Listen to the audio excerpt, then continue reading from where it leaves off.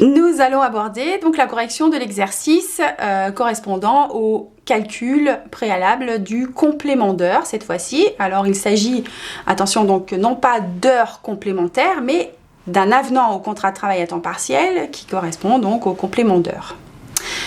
Dans cette entreprise, ce salarié donc pouvait bénéficier d'une prime d'ancienneté. Donc vous avez relevé la prime d'ancienneté toujours dans votre petite checklist là que je vous demande de faire, de collecte des données sociales nécessaires au calcul donc de notre salaire brut.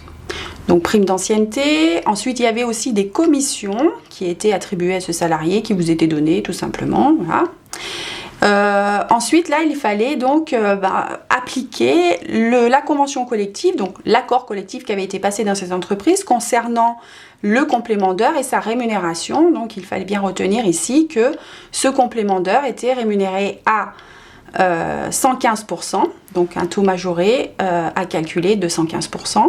Et au-delà, les heures complémentaires justement qui sont faites au-delà de ce complément d'heure, eh bien, seront majorées comme le droit le stipule à 125%. Donc vous aviez un récapitulatif des heures de travail de ce salarié qui vous montrait donc toutes les heures effectuées par ce salarié pendant, du 1er janvier au c'était mars, pardon, du 1er mars au 31 mars. Et donc les 2 semaines correspondant au complément d'heure, à l'avenant à son contrat de travail. Donc vous avez pu relever ici à travers un tableau, toujours construire un tableau, semaine 1, semaine 2, semaine 3, etc.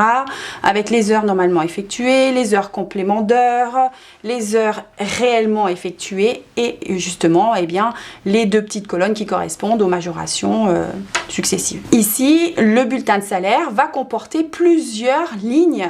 Vous avez donc effectivement plusieurs lignes à stipuler. Donc on aura le salaire de base, suivi du complément d'heure à 110%, du complément d'heure, enfin des heures complémentaires à 125%, ainsi que la prime d'ancienneté et la commission de ce salarié. Donc vous allez avoir plusieurs lignes comme ça de calcul à faire figurer sur votre salaire brut, pour le calcul du salaire brut. Sur votre bulletin de salaire, faites attention parce que toujours bien nommer correctement ces lignes-là qui correspondent donc à chaque augmentation, etc. Parce que c'est important pour le salarié de savoir à quoi correspondent ces heures qu'il a effectuées, ces majorations d'heures, etc.